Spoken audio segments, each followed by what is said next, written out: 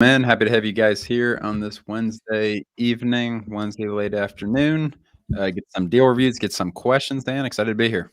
Yeah, excited to be here, guys. Welcome in again for another Wednesday webinar. Excited to get into it. We got some deals to review. But if you guys don't mind, quite a bit of people joining here. If you guys don't mind, where are you guys from? Throw it in the chat. I'm curious to see where everyone's from. And let us know what your guys' background is. You guys land flipping, looking to get in it? Have you guys done deals? Give us some background, where you guys are out of. Love to see where the community is coming from. Yeah, for sure.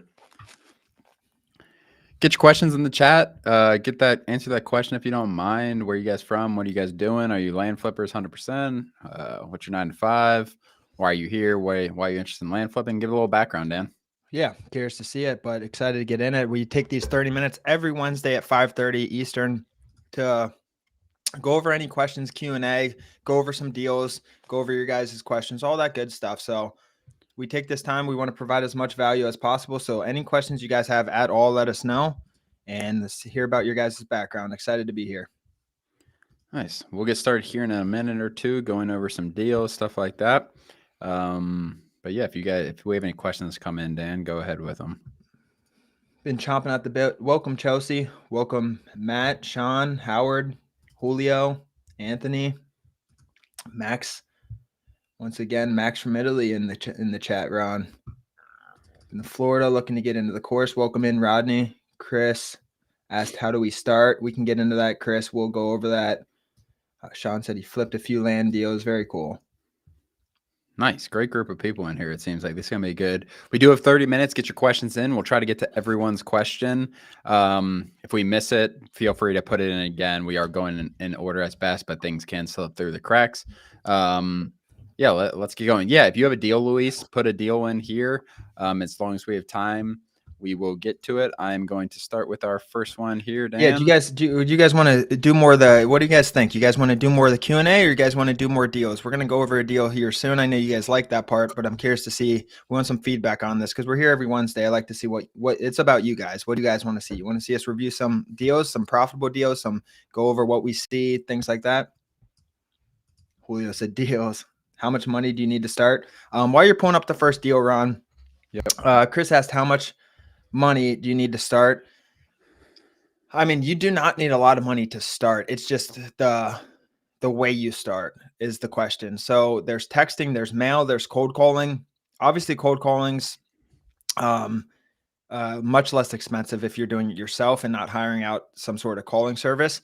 That's, all you need is the leads essentially and to get the landowner records and skip trace them, right? To get the phone numbers. That's the cheapest way. You can do that with $500. Once you start texting or mailing, texting, $1,000 to $3,000 would put you in a good spot. You can do it cheaper than that. You can start texting fairly cheap if you use we use Launch Control. It's $500, but there are other cheaper softwares out there.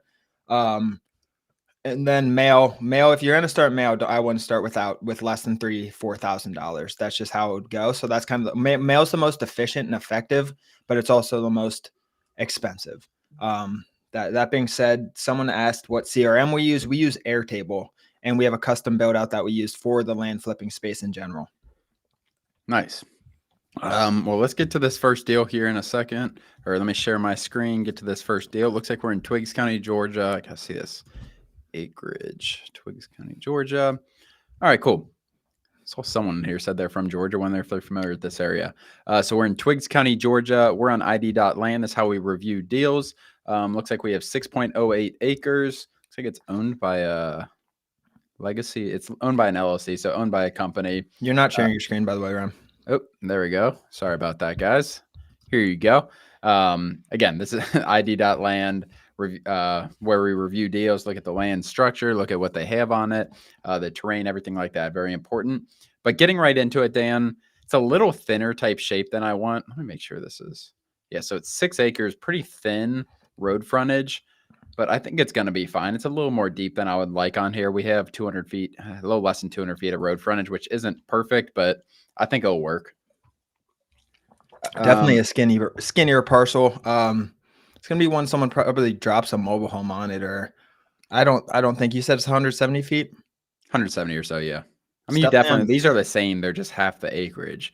These actually might be a little thicker even. They look thicker. Yeah, not too much, but these might be 200. It looks like we have 170. But going into it, we have a little bit of slope back here. So you guys can see I put on the contour lines filter. So it's sloping front to back a little bit, but you have plenty of space here. This is a utility easement going through, so you might have some power wires going through there. Not a huge issue in terms of deterring buyers. Floodplain, nothing. Water features, nothing. Wetlands, nothing. They said they're under contract for $13,500. That's a member that brought this deal, so they're trying to see if this deal makes sense. You also want to make sure this road goes back here because that's another. It looks like it does. I think it goes all the way through. Never mind. You should be fine with that. I like the land a lot. I'm not too excited about the how thin our road frontage is, but if it's for the right price, 13.5 sounds really good price. So let's take a look at the price and see what we have. So we want to get comps as close to our land as possible. Here's Twiggs County, Georgia. And we're right outside of Jeffersonville. So I'm going to go to Twiggs County, Georgia. And let's see what we have here. 3.7. Okay.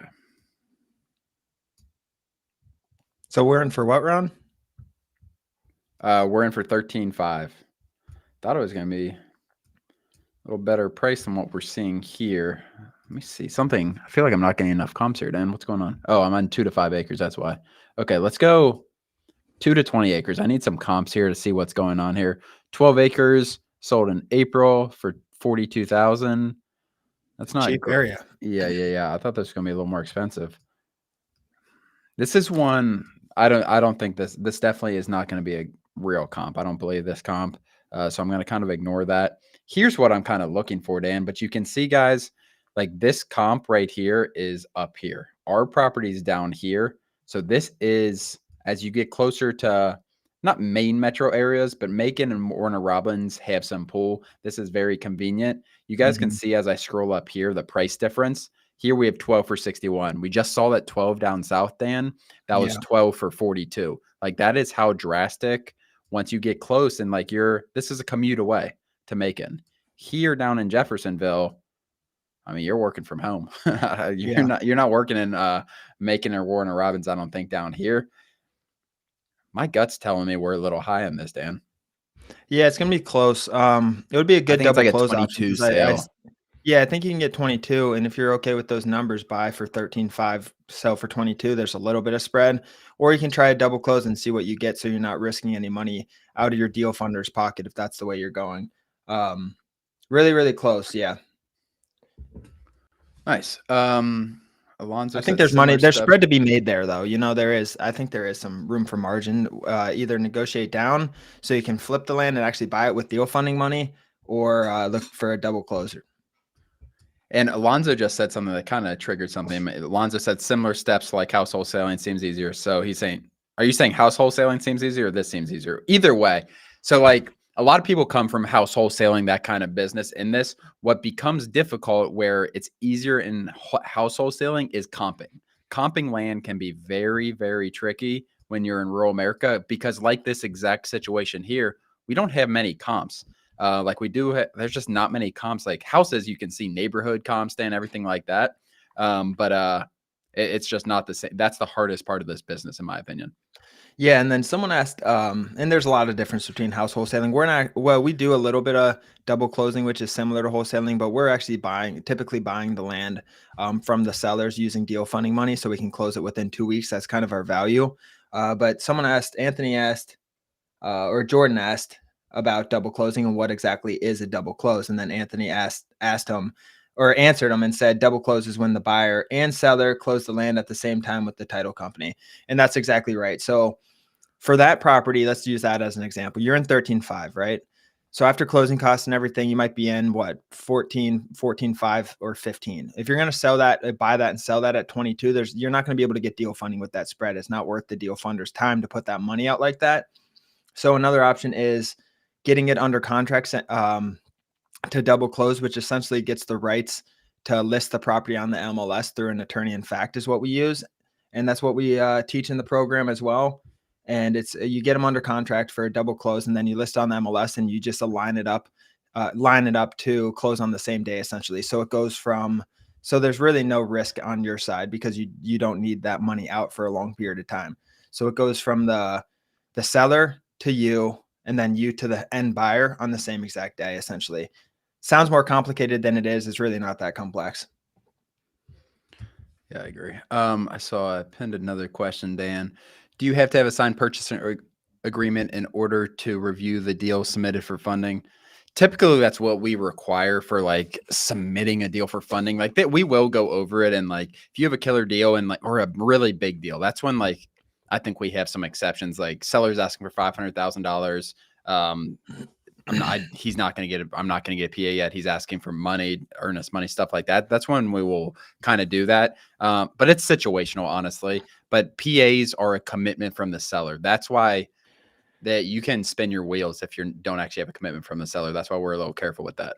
Yeah, and the reason being is because we spend a lot of time in due diligence, and we have transaction coordinator and open up a chat with you guys to go over the details. So if you don't have the commitment from the seller and we do all that, kind of everyone's wasting their time instead of just getting the purchase agreement ready to go and then bringing it. Because then when you have that, we spend all that time and we go back and forth and we really work together on this.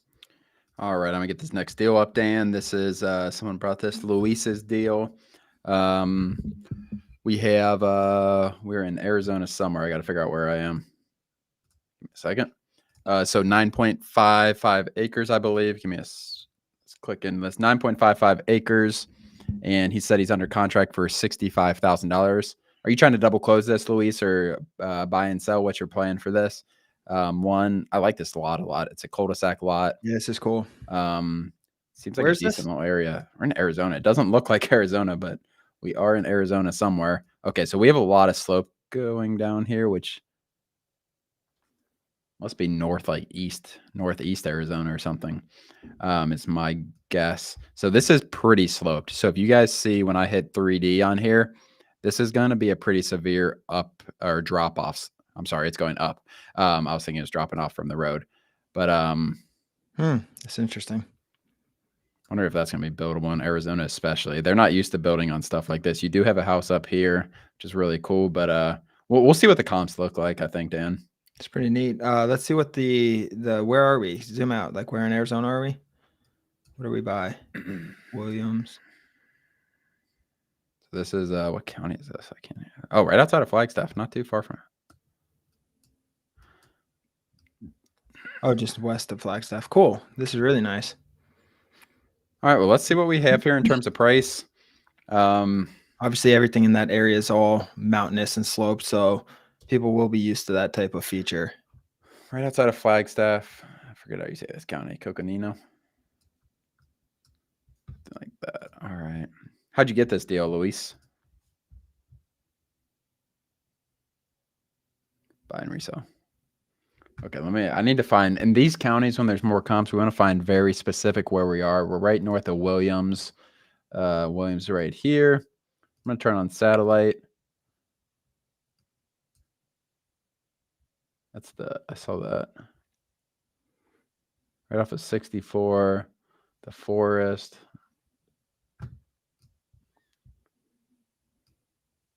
Right off of 64.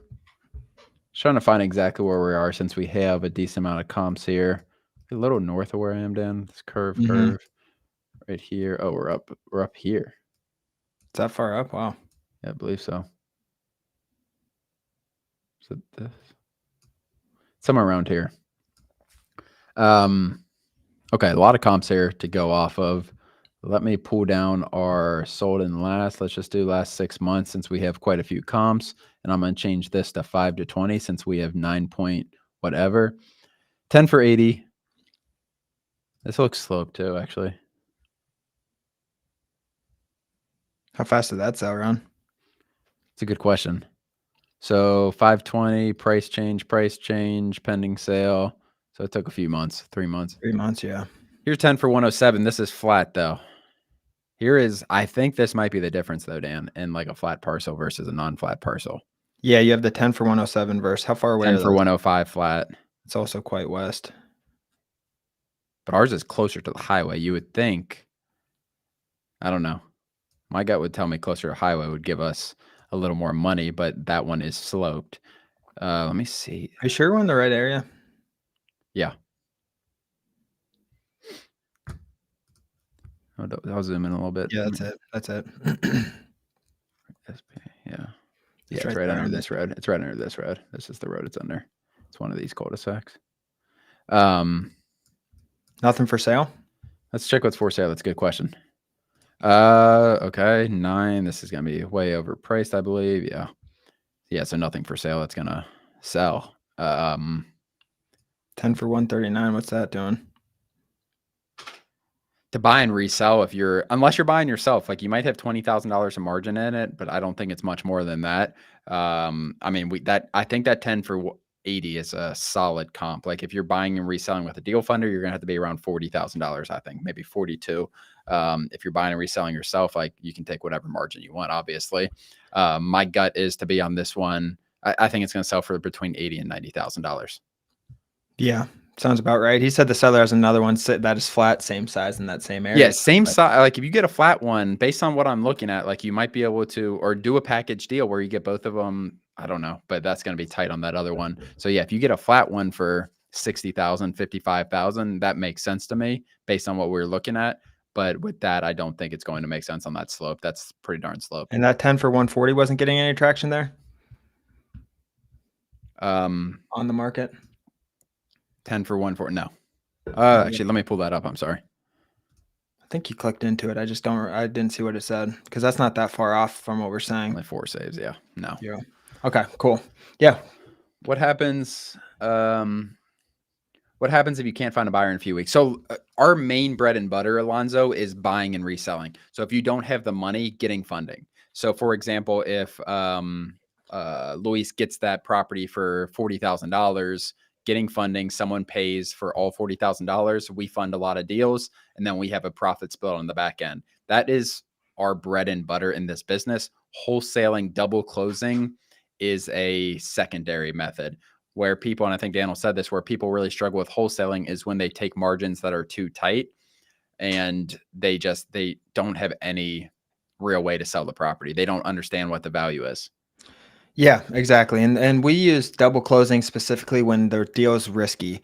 So buying and flipping, we make the most money of. It's easy. It's easier. It's just less operations. You'll make more profit. There's more money in it. And then when we do double close, it's usually because of riskier deal. So classify risk in 2 areas. The land itself is risky or the price is risky, because you can have land that is really good price, but it's sloped or very, very sloped or wet, or maybe partially in a wetlands, flood zone, things like that. If when properties are a little risky because of price or the actual property, the physical aspects of the property, that's when we use the double close. And that's kind of a secondary option in the business. You can make a lot of money doing this though, because we send, like Lewis sends, he said he sent a blind offer to get that lead. Blind offers are very, very Nice. very powerful. We get a lot of deals from blind offers. That's our bread and butter. And you'll get a specific amount. Like people we'll send out 40, 45% of market value offers out there. And a certain amount of people are going to have a little bit riskier land, wet, whatever, not the most ideal land, or they're just going to want a little more money and not come down. Maybe it's 65%, right? Maybe buy for 65, sell for 100. That's not going to work with us using deal funding after profit splits and after closing costs. And if you're using a realtor and things like that, it just gets tight. And those are really good options for double closing. But we don't double close to investors in cash like that. Yeah. We double close, we get an attorney in fact and put it on the market. And that's our bread and butter for that. Jordan asked Dan, this is regarding the first deal we went over. When comping the 62K versus 42K that are far apart in proximity to Macon, would you typically also want to confirm apples to apples zoning, no HOA? Yes. It's zoning, not as much. HOA, absolutely. And you don't really compare it to yeah, you kind of know and assume like that's going to be after the fact. You don't want to negotiate with a seller and do due diligence, all that stuff. But yeah, you want to make sure that if there's an outlier, so if that 42K, we think that's an outlier on the low side, okay, let's look into this. Is this a HOA? Does this look like an HOA? And that's when that's a really good point, Jordan. Yeah. I wanted to bring that up because you always want apples to apples and everything. Like that, the closer you get, location, everything, location, property type, property shape, slope, I mean, we just think we size. saw that with the slope, Dan, on that You saw Arizona the property. difference there. So location, size, all that. The closer you can get to your property, because you got to think the best comp that you can get in real estate is your own comp, putting it on the market, right? So if you have your own property you're selling and you list it, that's the best. That's what's going to be the comp and the feedback you get. Outside of that, the closer you get, right? The closer you can stay in that zone as specific to your property, the better. But as you start in land, you'll see like sometimes you really have to spread out to get comps Yeah. because there's just not that much on the market and you spread out further and further. But obviously the ones closer in that little diaphragm is the better. Yeah, absolutely. John and Rosie Rankin said, why would a seller agree to double close? Why wouldn't they just put it on the market? It's a good question. That's why there's less value in that. Like there is so much value in sending a letter to someone saying, I can get you $150,000 in 2 weeks, whether it's your money, whether it's funding money. And there's less that's why that needs to be the first option for you guys. If you guys are going in and trying to get these deals under contract for 90 days with tiny margins, that's not the best way to make money in this business. You're wasting time. 100%. You got to get good at saying no to bad opportunities.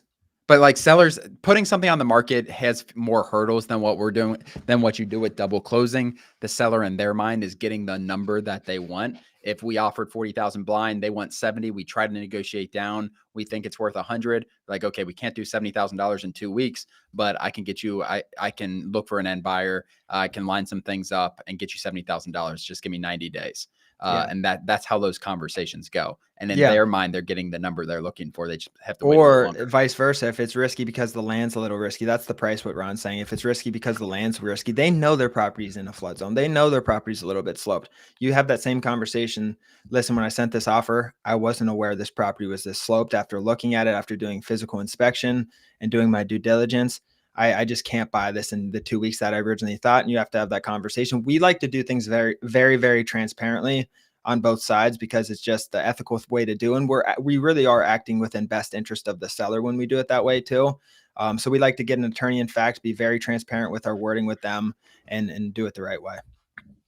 Luis, no, with just having a contract like that, you're going to need a notarized thing to get on the MLS. Yeah, on the MLS, but you can list on, if you, with other methods, you can list on Facebook Marketplace and land.com and things like that. But real quick, before you get into this question, guys, if you guys are enjoying what we're seeing, we do this every single Wednesday. All we ask, if you guys could hit the like and subscribe button below, hit subscribe. It really, really helps move and push our mission of just creating freedom, getting you guys more land deals, getting more real estate deals. And that's what we're pushing for. Please hit that subscribe button, guys. Awesome. Hold on 1 second, Dan. I'm going to try to answer this question. I'll bring up this deal even. Give me a second though. So we have lost going into this, and what I'm about to show you, Jordan, we have lost money on one deal ever. And I'll pull it up and kind of walk you guys through because I think it will be a good learning thing. Out of the 1,000, yeah, we have lost deal. It wasn't at first though. This was recently actually. This was like a month or two ago. Because I do want to get into some common mistakes early because that's what he's really looking for. But I do want to show him you guys the money we lost, or the only deal we've ever lost money on. The only reason we lost money, honestly, we would have made money. The only reason there's a couple of reasons, but as far as sale price minus buy price, we made money. We took out a loan. We had a funding partner that we paid a couple $1,000s, and that's not how traditional funding works. We took out a bank loan pretty much on this with the fixed interest. All right, but I'll walk you guys through this and show you guys what happened here. So like I said, this is the only deal we've ever lost money on. Nice land. This is in Union County, Mississippi. Just looking at this deal, it's so shocking we lost money on this one. Like looks good. So what happened is so we bought this property, we got insured for access. So this is an easement. Our attorney told us this is an easement coming down here. So great. Like this property, we were buying it for $35,000. We were going to list it for $80,000. Everything's great. We listed for 2 weeks, or we listed for like 10 days, and we accept an offer for like $77,000. Buyer wants a survey. No problem. Why not? They had a surveyor who could get out there in like a week, 2 weeks. So they do a survey, and what they find out when they do this survey is this easement was written by a legal description. It was not written like with a survey. So there was no survey. The easement was written incorrectly, and it came right here, and then it came down this line and stopped it came down this side and stopped right here. easements cannot access is not accessible at a corner. It never crossed over to James Gatlin's land, which was the issue. So it went all the way down this land and then came right over this corner, which is not a legal easement if something's coming over corner to corner. So all of a sudden we have a property with no access. We dropped No the legal price. access. No legal access. We dropped the price like crazy. And I think we sold it for like $40,000 after we paid our investor back. I think we lost like $1,500. But let's get into that other part of Jordan's question, Dan.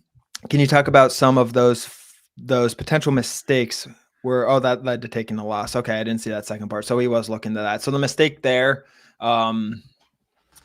there's not much. It's just it's a volume thing. You do 1,000 deals. Like we do. Yeah, there really isn't much we could have done there. Like unless I read the legal description and learned how to write it out myself. Like this is a title company, an attorney that we've used. We were insured, and we could have got our. See, that's we got denied. We got denied. Oh, we did, but we tried to get. Yeah, we filed a claim for insurance, and we got denied for that. I wasn't sure even if we got approved that I would have done that because I think it would have been a worse outcome for us.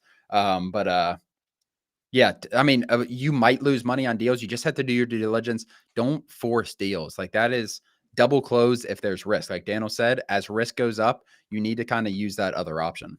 Yeah. This would have been a hard one to catch, but we only lost 1,500 out of thousands of deals. So we're under contract to make 40 grand. So we were under contract. That's why, I mean, if we would have got a better offer and not had a survey, we probably would have flipped that thing quick, but it's beside the point. It happens. Do you guys buy properties on wetlands or partially wetlands? Not 100. If they're 100%, wetlands and flood zones are different, right? You need to have a clear distinction between the two. Wetlands are actually like the property's typically wet. Flood zones, it can be dry for 100 years and just have a higher risk of flooding, right? That's a FEMA flood zone. So if a property is 100% in a wetlands, we'll never buy it unless we got it for 100 acres for $1,000 or something like that. But if it's in a flood zone or it's partially in a wetlands, yeah, we'll buy it. It just, the price needs to make sense. The wetlands are a little bit of a defect, and the price needs to make sense. The risk needs to make sense. We buy properties in wetlands all the time, partially. Yeah. Yeah. Wetlands scares me. Like when you start seeing wetlands, it is a lot of times standing water. Like your foot goes into the water, into the ground. But let me see if we have any last questions, guys. We have about 3 more minutes. Like Dan said, if you guys don't mind hitting the like button, if you guys have enjoyed this live thing, so we keep doing this every week. Like and subscribe, please. Really appreciate that. Yep. When doing comps, which I am in Joshua Tree, California, or 29 Palms, it's a challenge. What would you guys suggest? Like that Arizona deal, like as there's more comps, it sometimes gets more tricky because like it's hard to rationalize why is this comp looking so different when you have a bunch of inconsistent areas. If you're first getting into land, you need to look for consistent areas where deals are being done at pretty similar prices. If you go into an area with hundreds of comps and you cannot find a rhyme or reason what certain things are selling for different prices, and it's pretty sloped up there in Northern California. So that's something as well. Like you have a lot of different terrain, I think, which can play into that for sure. Yeah, definitely. And then how do you guys market to buyers? XXX for life. School gang asked. He so the way you why are you laughing around? The way we market to buyers. So we're typically buying and flipping the land, which means we're putting it up on the MLS. So we're putting it up on all Zillow, Redfin, all of that goes with the MLS feed. Then we also put on land.com and Facebook Marketplace. Our average time on market historically is very low this way. We don't flip it to investors or anything. I know that some wholesalers out there do that. Investors' pools have dried up these last couple of years. Builders are drying up right now. We flipped this on the market and it sells fast, right? We put it at a good price. That's like the number one thing with good pictures and good marketing. And we sell properties pretty quick. That's how we do it. Yeah. Victor, that the only reason that didn't work with that legal easement is because it was written incorrectly. If that would have went through James Gatlin's land, which I'm not going to show again, but if that would have went through the other parcel and it was written correctly, great. We would have had accessible land, and then we would have had that survey also when they bought it.